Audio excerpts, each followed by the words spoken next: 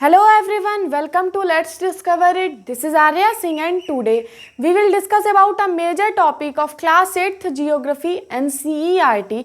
तो आज करने वाले हैं chapter 2 land soil natural vegetation water and wild life resources का कंजर्वेशन ऑफ वाटर रिसोर्सेज के बारे में। पिछले वीडियो में हम लोगों ने इसकी अवेलेबल और इसकी प्रेजेंट के बारे में सीखा है कि ये कहाँ कहाँ प्रेजेंट है, कौन कौन से कंट्रीज़ हैं जो आज वाटर की शॉर्टेज को फेस कर रहे हैं और वाटर दिनों दिन पॉल्यूट कैसे हो रहा है, क्या क्या हो सकते हैं स्टेप्स।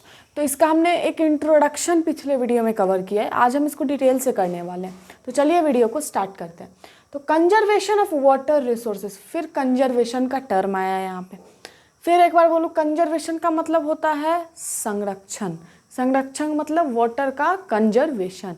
रिसोर्स कंजर्वेशन में आपका आता था रिसोर्स को कंजर्व करना है। वाटर में आज वाटर कंजर्वेशन सीखेंगे। फॉरेस्ट कंजर्वेशन में हम फॉरेस्ट को कंजर्व करते हैं। कोई भी चीज़ के साथ जब कंजर्वेशन ऐड होता है तो उस चीज़ को कंजर्व करने की बात होती है। चलिए, तो एक्चुअली हो क्या रहा है कि water is a renewable resources. ठीक है, ये लाइन खुद में एक बहुत ही बड़ा चीज़ कह रहा है कि जो वाटर है वो एक रिन्यूएबल रिसोर्सेज है।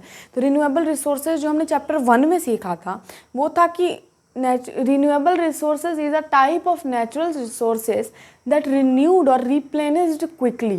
तो रिन्यू हो जाता है, रिप्लेनिश्ड हो जाता है क्विकली। जैसे एग्जाम्पल में मैंने आपको दिया था सनलाइट, आपको दिया था एयर, कि जितना भी यूज कर लो लेकिन वो रिन्यू हो जाता है। ठीक है, लेकिन जो एक्चुअली यहाँ पे बोला जा रहा है वाटर के बारे में रिन्यूएबल रिसोर्सेज है, तो ये चीज़ है। लेकिन अब आप बोलोगे तो इसकी शॉर्टेज कैसे हो रही है।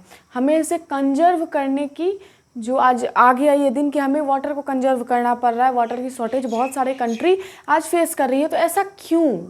तो एक्चुअली हो क्या रहा है कि वाटर को जो हम ओवर यूज़ कर रहे हैं उसको ओवर एक्सप्लॉइट कर रहे हैं। ठीक है, अब बहुत ऐसी चीज़ जिसे हम एक्सप्लॉइट कर रहे हैं उसे दिनों दिन पॉल्यूट कर रहे हैं, वो भी जान कर। ये चीज़ जान रहे हैं कि ये चीज़ हमारे रिवर को पॉल्यूट करेगा, लेकिन फिर भी पॉल्यूट हो रहा है। लेकिन हम उसे क्या कर रहे हैं, एक्सप्लॉइट करते जा रहे हैं। तो वो होते होते तो ऐसा हो ही, एक दिन ऐसा आएगा ना कि उसकी शॉर्टेज हो जाएगी। वो रिन्यू हो रहा था लेकिन आपने ओवर एक्सप्लॉइटेशन शुरू कर दिया। ठीक है, तो water is a renewable resources. Okay, it's over use and pollution make it unfit for use. ये बहुत ही इंपॉर्टेंट लाइन है, सीख लीजिए कि इसका जो ओवर यूज है और इसको जो हम पॉल्यूट कर रहे हैं ये इसको अनफिट बना देता है हमारे यूज के लिए। ओवर यूज़ तो कर ही रहे हैं ना। जैसे जहाँ पे हमें काम, जैसे कि अगर एक एग्जांपल लेते हैं बहुत ही फेमस, जैसे एक कार है उसको वॉश करना है, तो सिंपली आप उसको एक बकेट और एक मग से भी वॉश कर सकते हो। उसमें आपका 2 बकेट्स में हो जाएगा मैक्सिमम अच्छे से। लेकिन आजकल होता है कि पाइप से हम वॉश करते हैं, उसमें कितना लीटर वेस्ट हो जाता है, लीटर्स वाटर वेस्ट हो जाता है। तो हम क्या कर रहे हैं, ओवर यूज़ कर रहे हैं ना हमारा। बाय द वे 1 लीटर में हम अच्छे से कार धो सकते हैं। 1 लीटर नहीं, चलिए मान लेते हैं 5 लीटर में कार धो सकते हैं। लेकिन जो हम पाइप से धोते हैं उसमें तो 10 लीटर 15 लीटर भी चला जाता होगा, क्योंकि आप पानी मार के रखे वो बहते ही जा रहा है। आपको इतना टाइम है नहीं कि आप नल को ऑफ करो फिर उसे करो, मैं जो भी वहाँ पे वर्क होता है। तो वहाँ पे हमने ओवर यूज़ किया उसका। तो हमें बकेट और मग से ही कार को वॉश करना चाहिए। और जो पाइप होते हैं वो बहुत ज़्यादा वाटर को वेस्ट कर देता है। और pollution make it unfit for use. और पॉल्यूशन जो होता है उसको अनफिट बना देता है यूज के लिए। पॉल्यूशन कैसे होता है, जो एक्चुअली अनट्रीटेड सीवेज होता है हमारे इंडस्ट्रीज़ का, उसे हम पानी में बहा देते हैं। पानी में जब कोई जैसे नहाते हैं आप वॉशरूम में तो वो अलग बात है, लेकिन पानी में भी हम जब अपने कपड़े वगैरह को वॉश करते हैं तो डिटर्जेंट के जो टॉक्सिक सब्सटेंस होते हैं वो वाटर बॉडीज़ में चले जाते हैं। और वो अगर ह्यूमन के बॉडी तक रीच हो गए तो ह्यूमन को तो हार्म है ही, यहाँ तक कि कोई जानवर ने उसे पी लिया तो उसे भी हार्म है। यानी लिविंग ऑर्गेनिजम्स को हार्म हो जाता है इससे, यहाँ तक कि पानी में रहने वाले भी और पानी से बाहर रहने वाले भी। तो चलिए आगे चलते हैं। ये हो गया। अब पॉल्यूशन भी हो रहा है, उसको अनफिट बना रहा है यूज के लिए। हमारे वाटर जो एक रिन्यूएबल रिसोर्स है उसे हम ओवर यूज़ कर रहे हैं और उसे पॉल्यूट बना रहे हैं, अनफिट बना रहे हैं अपने यूज़ के लिए। अब देखिए कैसे। डिस्चार्ज ऑफ अनट्रीटेड और partially treated sewage, agricultural chemicals and industrial effluents in water bodies are major contaminants. Okay, contaminants हुए वो चीज़ें जो आपके वाटर बॉडीज़ को पॉल्यूट करने में जिनका सबसे बड़ा रोल होता है। जैसे अगर बात करें अनट्रीटेड और पार्शियली ट्रीटेड सीवेज हो गए। ठीक है, जैसे इंडस्ट्री से जो कचरा निकलता है, बाय द वे अगर वो एसिड होता है तो आपने साइंस में तो पढ़ा ही होगा कि एसिड प्लस बेस हमारा बन जाता है साल्ट, बनता है कि नहीं? ये तो सिंपल है, तो वो एसिड होता है तो उसमें अगर हम बेस मिला दें, ठीक है, बेस मिला दें तो वो बन जाएगा साल्ट। तो क्या वो हमारे अब वाटर बॉडीज़ को हार्म करेगा? नहीं करेगा, लेकिन हम उसे ट्रीट ही नहीं करते, डायरेक्ट बहा देते हैं, या फिर उसे हम पार्शियली ट्रीट करते हैं, हल्का फुल्का ट्रीट किया और जैसा था वैसे ही हमने उसे सिंपली ड्रॉ आउट कर दिया। तो एक्चुअली यही वाला प्रॉब्लम हो जाता है कि इंडस्ट्रियल जो इन्फ्लुएंट्स होते हैं वाटर बॉडीज़ में जाते हैं, ये सारे मेजर कॉन्टामिनेंट्स हैं। यहाँ तक कि एग्रीकल्चर केमिकल्स जो हो गए, जो हमें केमिकल्स वगैरह फर्टिलाइज़र वगैरह यूज़ करते हैं, जो केमिकल फर्टिलाइज़र होता है जो एक्चुअली हम यूज़ करते हैं किस चीज़ के लिए? हमारे क्रॉप के यील्ड को बढ़ाने के लिए। पेस्टिसाइड्स वगैरह हो गए, तो वो सब क्या है? केमिकल्स हैं। ये सब अगर हमारे वाटर बॉडीज़ में चले जाते हैं तो ये एक मेजर कॉन्टामिनेंट्स बन जाते हैं। चलिए, दे पॉल्यूट वाटर। अब ये जो होते हैं ये पॉल्यूट कर देते हैं हमारे वाटर को नाइट्रेट से, मेटल से और पेस्टिसाइड्स से। ओके, अब नाइट्रेट क्या होता है? जैसे फैक्ट्री से कोई चीज़ निकली तो उसमें नाइट्रेट प्रेजेंट होगा, मेटल वगैरह का भी कोई टुकड़ा होगा ना, ये भी हो सकता है। और पेस्टिसाइड्स हमारे एग्रीकल्चर केमिकल्स हो गए, पेस्टिसाइड्स वगैरह हम यूज करते हैं कभी कभार। फिर जो फर्टिलाइज़र्स वगैरह यूज़ करते हैं केमिकल वाले, वो पानी में आ जाते हैं, ठीक है। और अगर वो चीज़ पानी के थ्रू हमारे बॉडी तक पहुंच गए तो वो भी हार्म होगा। Chemical are non biodegradable and reach human body through water. अब ये नॉन बायोडिग्रेडेबल क्या होता है? ये वाला टर्म आपका बहुत ही इंपॉर्टेंट है, ठीक है। ये आपने 8th क्लास में पढ़ा है, लेकिन मैं भी रिपीट कर दूँ। बायोडिग्रेडेबल वेस्ट वो होते हैं जो टाइम के साथ साथ बैक्टीरियल का जो बैक्टीरिया उस पर वर्क करते हैं, उसे डिग्रेड करते हैं तो वो डिग्रेड हो जाए, ठीक है। वो एक्चुअली उसको एक सिंपल सब्सटेंस में बैक्टीरिया तोड़ देते हैं जिससे वो सिंपली सॉइल में मिक्सअप हो जाता है। लेकिन नॉन बायोडिग्रेडेबल जैसे प्लास्टिक्स हो गए तो वो जल्दी बायोडिग्रेड नहीं होता है। मेटल्स हो गए वो जल्दी बायोडिग्रेडेबल नहीं है, वो नॉन बायोडिग्रेडेबल की कैटेगरी में आएंगे क्योंकि वो बैक्टीरियल के जो वर्क है उससे वो डिग्रेड नहीं होते, ठीक है। तो ये पहला तो लैंड पॉल्यूशन काउज करते हैं। और जो केमिकल्स हैं वो हैं हमारे नॉन बायोडिग्रेडेबल के एग्जांपल्स, जो रीच कर जाए and reach human body through water, और वाटर के थ्रू ये हमारे ह्यूमन बॉडी पे भी पहुंच जाते हैं, ठीक है। तो ये प्रॉब्लम हो जाती है। Water pollution can be controlled by treating these influents suitably before releasing them in water. मैंने यहाँ पॉइंट बना के इसे लिखा है कि जो वाटर पॉल्यूशन है, अब देख रहे हैं हम वाटर रिसोर्सेज को कंजर्व करना, तो कंजर्व क्यों करना पड़ रहा है? वाटर पॉल्यूशन हो रहा है तब। तो वाटर पॉल्यूशन को हम कैसे कंट्रोल करें वो सीख लेते हैं। तो water pollution can be controlled by treating these influents suitably before releasing them into water in water bodies. क्या करें हम? सिंपली जो वाटर पॉल्यूशन जो आज हो रहा है उसको हम कंट्रोल करें। जो भी सीवेज हम वाटर बॉडी में रिलीज करते हैं उसको हम एकदम कंप्लीटली ट्रीट करें, टेस्ट करें, तब फिर हम उसे एक तरह से ड्रॉन आउट करें। ओके, ये हो गया। अब कुछ स्टेप्स के बारे में देखते हैं। आपके बुक में इसके बारे में डिटेल से है, मैं डिटेल से बताऊंगी, लेकिन उतना डिटेल में यहाँ पे लिखा नहीं है, लेकिन मैं आपको बता देती हूँ। आपके बुक में भी इस चीज़ के बारे में नहीं लिखा है, सिंपली आपके बुक में इस दो चीज़ के बारे में तो बिल्कुल नहीं लिखा है, जो है हमारा पहला ड्रिप सिस्टम और दूसरा आ जाता है हमारा स्प्रिंकल सिस्टम, जो बहुत ही इंपॉर्टेंट है। इसे आप कहीं वाटर के कंजर्वेशन के लिए इरिगेशन का अगर पूछे आपसे कि इरिगेशन टेक्निक के बारे में बताइए जिससे आप वाटर को सेव करो, तो ये दोनों एग्जांपल आप दे सकते हो। तो सिंपली जो आज हम सीखने वाले हैं स्टेप्स टू कंजर्व इट, यानी वाटर इट, मैंने यहाँ वाटर के लिए यूज़ किया, स्टेप्स टू कंजर्व वाटर। पहला है फॉरेस्ट कवर। आप बोलोगे फॉरेस्ट वाटर से कैसे रिलेट कर रहा है? Forest cover slow the surface run of. जो फॉरेस्ट होता है वो मैंने सिंपली पिछले वीडियो में ही बताया था कि सॉइल के रूट्स जो होते हैं ट्री के, वो सॉइल को एकदम पकड़ के रखते हैं। पकड़ के रखने से क्या होता है? सिंपली सॉइल हिलता डुलता नहीं है, सरफेस रन ऑफ नहीं होता है। ओके, और इसके वजह से जो अंडरग्राउंड वाटर होता है, हमारे लैंड के अंदर जो पानी होता है वो बना रहता है। ओके, अंडरग्राउंड वाटर को मेंटेन रखते हैं, ठीक है। तो इससे हमारा वाटर कंजर्व हुआ। दूसरा है वाटर हार्वेस्टिंग, ये rain water harvesting, okay, not water harvesting. आप यहाँ रेन वाटर हार्वेस्टिंग डाल लो तो ये ज़्यादा अच्छा रहेगा।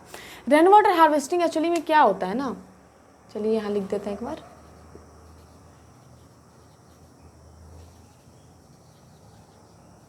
या रेन वाटर हार्वेस्टिंग, चलिए रेन वाटर हार्वेस्टिंग क्या होता है इसको सिंपली थोड़ा सा हम समझ लेते हैं, क्योंकि ये बहुत ही इंपॉर्टेंट है और आपको एग्जाम में पूछा भी जाएगा। चलिए, जो है चलिए ये घर है, सिंपली घर है ये, चलिए ये घर है, ये खिड़की है आपका, ये दरवाज़ा रहा, और अब ये जो छत है हमारा, ये जो छत है एक्चुअली यहाँ पे जो रेन हुई, जो रेन हुआ ना, इसके जो वाटर आए वो यहाँ पे कलेक्ट हुए, हमने इसे यहाँ पे कलेक्ट किया और सिंपली इसे एक पाइप के थ्रू यहाँ पे एक टैंक बना के उसमें स्टोर किया, और फिर ये जो वाटर था इसे हमने कोई चीज़ में यूज़ किया नहीं, तो फिर इसे प्यूरीफाई करके अपने काम के लिए यूज़ किया। इसे प्यूरीफाई होगा, फिर ये हमारे वर्क में आ जाएगा, और ये हमारे लिए क्या हो जाएगा, बेनिफिशियल हो जाएगा, या फिर आप बोल सकते हो ये वाटर हमारे लिए क्या होगा, सेफ हो जाएगा। ठीक है, तो इसे हम कहते हैं रेन वाटर हार्वेस्टिंग। रेन गिरा, उसे हमने यहाँ पे कलेक्ट किया, कलेक्ट करने के बाद टैंक लाए, टैंक में उसे प्यूरीफाई किया, प्यूरीफाई करने के बाद वो हमारे लिए सेफ हो गया वर्क करने के लिए। ओके, तो इसे हम कहते हैं रेन वाटर हार्वेस्टिंग। तो इससे वाटर कंजर्व हुआ कि नहीं, ठीक है, ऐसे करिए तो एनुअली ये चीज़ है, आपके बुक में भी दिया 8000 litre of water. Okay, 8000 litre of water को आप क्या कर सकते हो, बचा सकते हो एनुअली, जो रेनफॉल उससे भी ज़्यादा। आपके बुक में तो 80,000 दिया हुआ है, आई शुड थिंक दैट, एक बार देख लेते हैं। तो ऐसे करके आप क्या कर सकते हो, रेन वाटर हार्वेस्टिंग के थ्रू से बचा सकते हो किस चीज़ को, या 8000 लीटर। तो उसके थ्रू आप क्या कर सकते हो, रेन वाटर हार्वेस्टिंग से इतना ज़्यादा पानी बचा सकते हो। ये आपसे पूछेगा नहीं कि आप कितना बचा सकते हो, लेकिन ये एक एग्जाम्पल के थ्रू आपको याद रखना है, जैसे आप कहीं भी कोई स्पीच लिखो, आंसर लिखो, तो वहाँ पे एक्सप्लेन कर सको। ठीक है, चलिए हो गया। अब दूसरा आता है हमारा ड्रिप सिस्टम। ये ड्रिप सिस्टम क्या होता है, ड्रिप सिस्टम एक्चुअली एक type of modern irrigation technique है, जिसके थ्रू एक्चुअली होता क्या है ना कि जो कुआं है, ठीक है, कोई भी एक वाटर सप्लाई के लिए हमने सोर्स ले लिया, वहाँ से क्या करते हैं, सिंपली ये वर्क होता है सबका कि सिंपली हमने, ये है हमारा पॉन्ड या फिर कुछ भी, वहाँ से हमने वाटर ले गए, थोड़ी दूर हमें ले जाना है, जैसे हमारा लैंड है यहाँ पे, ठीक है, ये हमारा लैंड है, यहाँ पे आपके अलग अलग कंपार्टमेंट में ट्रीज लगे हुए हैं। अब आपको क्या करना है, यहाँ से परपेंडिकुलर पाइप्स यहाँ से ड्रॉन करना है।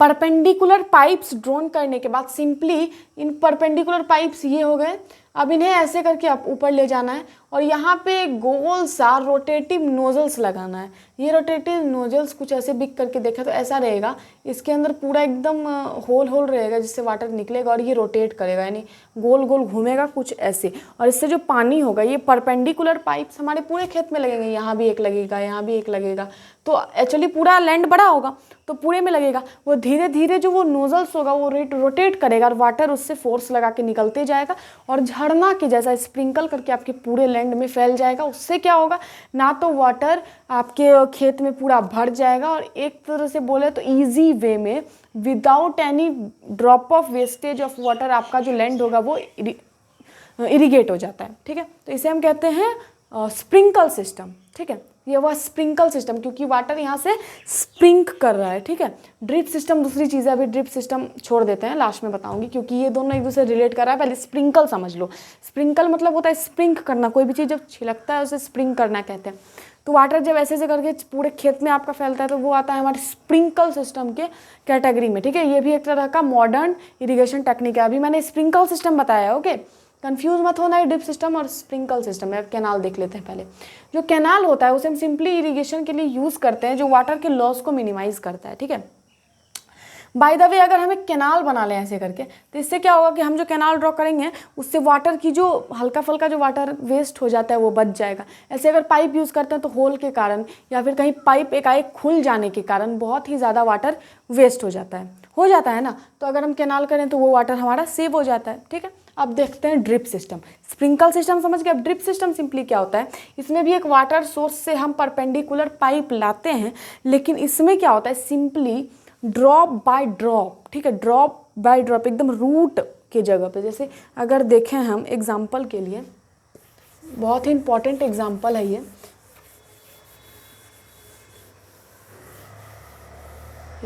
तो चलिए ये है हमारा लैंड, बहुत ही बड़ा सा लैंड है। अभी हम बड़ा लैंड लेते हैं।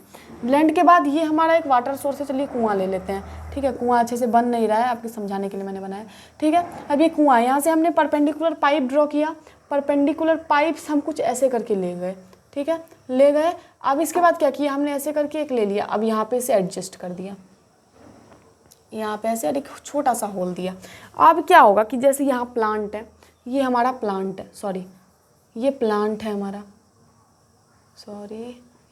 ये प्लांट है, कोई भी चीज़ का प्लांट है। अब ये इसका रूट्स है, और लेकिन ये सॉइल के अंदर है। ठीक है, ये हमारा हो गया रूट का पार्ट, और ये हो गया हमारे ऊपर का पार्ट यानी शूट का पार्ट। ठीक है, तो एक्चुअली ये वाला जो पार्ट है रूट का,